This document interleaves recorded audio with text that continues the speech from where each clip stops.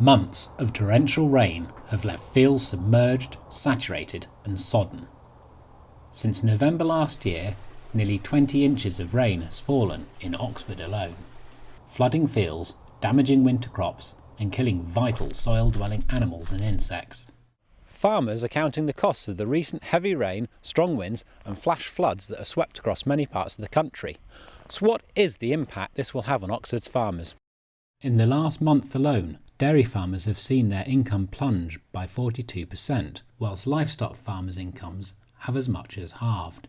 Over 1/10 of the land in England and Wales is at risk of flooding from rivers or the sea.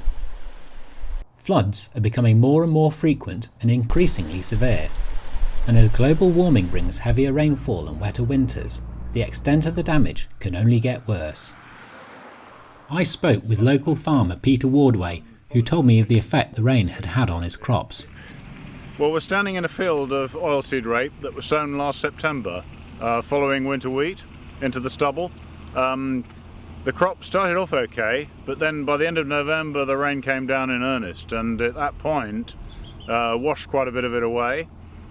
And now it's beginning of March. We have to decide whether this is worth carrying on with, whether these little plants are going to recover or not.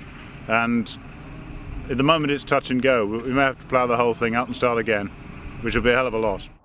Last year's heavy rain has already led to a drop in the land that farmers can use, and the National Farmers Union has predicted that alone will have already cost the farming industry £1.3 billion. And while some farmers can shoulder the burden of the occasional flood, many, however, are tied into contracts to supply retailers with produce that has already been destroyed, and they are now having to source food from abroad in order to fulfil their obligations to the supermarkets. But who is taking responsibility for protecting farmers' private land?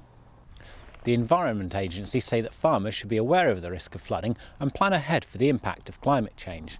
But many farmers believe that budget cuts have seen river maintenance reach an all-time low, and that the agency who are responsible for maintaining watercourses and dredging rivers have in fact been cutting costs and neglecting their duties.